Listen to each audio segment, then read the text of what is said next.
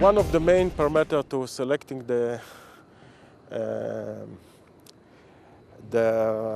rocket, the Zenit rocket, is that the direct injection to go.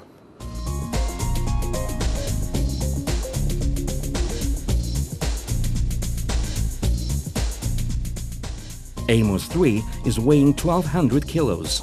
We need a serious launcher to deliver it to orbit. Zenit is capable of performing such a task. A complete control system built on the new onboard computing system-based Bizar 6, new avionics that provide vehicle guidance and azimuth targeting without turning the vehicle on the launch pad.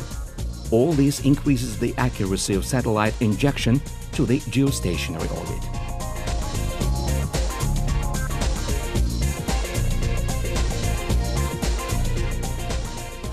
Amos 3 is the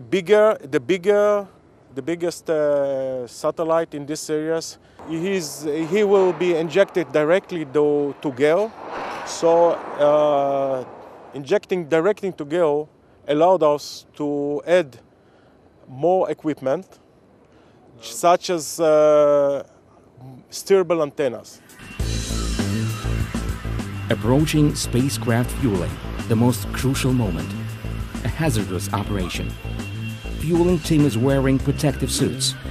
Having the understanding that Zenit is capable of performing direct insertion of heavy satellites with no additional correction, Israeli specialists are looking forward to a more extended lifetime for its spacecraft in space.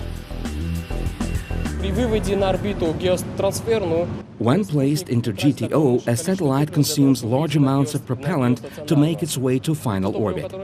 And the remaining fuel is sufficient for 12 years of lifetime only. This saves propellant for a satellite. The more accurate satellite insertion is, the less propellant it will use for getting into the required orbital slot. From the geostationary orbit, the satellite will provide communication and broadband data link for the areas of the Middle East, Europe, Africa, as well as some areas in North America. The new generation satellite will replace Amos 1, which is currently in orbit. Its lifetime ends shortly. In the assembly and testing building nearby, the Russian specialists are working. General Integrated Launch Vehicle assembly is ongoing. It's being assembled as a whole, both launch vehicle and ascent unit. This is a so-called dry rollout. It's some kind of a fit check between launch pad and the vehicle. Also, the launch mission timeline is exercised. The vehicle stands at the launch pad for a whole week. Upon completion of activities under technological rollout program, the vehicle goes back to the assembly and testing building, and Roscosmos teams proceed with the nominal processing for the first Zenit 3 SLB launch. It's the same every time you come. That never goes away. The thrill of coming here to this historic launch, this historic cosmodrome.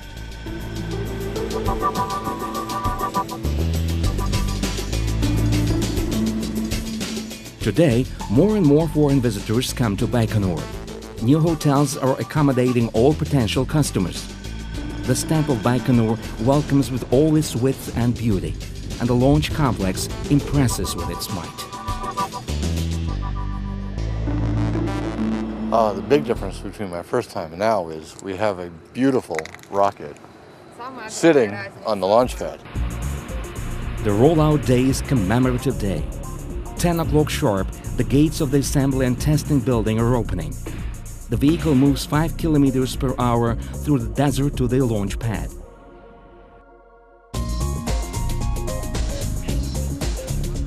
Charming moments.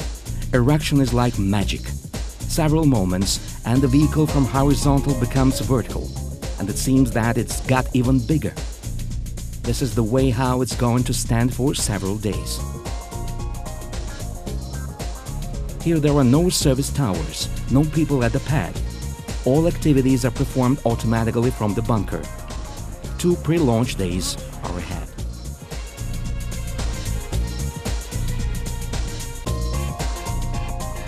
ракет никто не подходит. Дистанционно проводится заправка. Nobody approached the launch vehicle. It's fueled in remote mode. All these operations are unmanned. There are the main advantages, along with high performance, high reliability, and good operation parameters. It's a great vehicle among the best rockets of its type. The launch complex is fully automated. Next to the launch pad is the entrance to the bunker. Here, the tracking system monitors allow the launch crew and members of the State Commission observing the launch pad from different points. Land launch was developed using sea launch proven technologies and existing infrastructure of Baikonur launch site. It is intended for launching commercial satellites weighing up to 3.5 tons into geostationary and geotransfer orbits, using Zenit 3 SLB launch vehicle, and for launching payloads weighing up to 13 tons into low Earth orbits, using the two-stage configuration.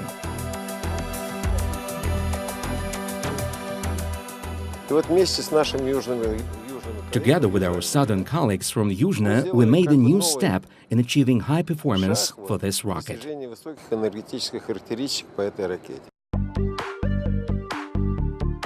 Today, Land Launch is the realistic competitor to Ariane 5 European launcher that's capable of launching 2 satellites at a time. But when using Land Launch Zenit vehicle, a customer will not have to waste time waiting. Besides, the launch costs are less. The first launch took long years to come. The launch vehicle showed its efficiency when used for government launches. It showed itself under Sea Launch Program, 26 launches total, a reliable, merited appliance in the land launch.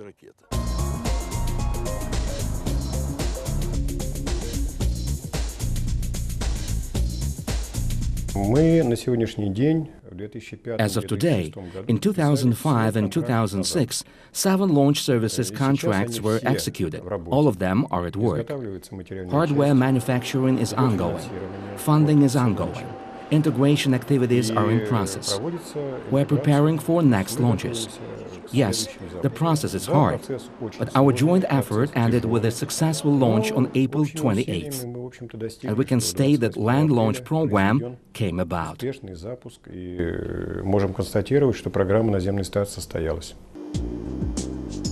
The launch manifests for both Sea Launch Zenit 3 SL and Land Launch Zenit 3 SLB are quite full. And it's the evidence of demand for Zenit and its various modifications on the world's launch services market.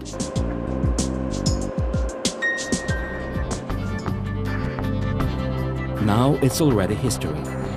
The history of concrete victory of scientists and designers. The launch of Zenit 3 SLB launch vehicle has opened the road for the unique land launch program.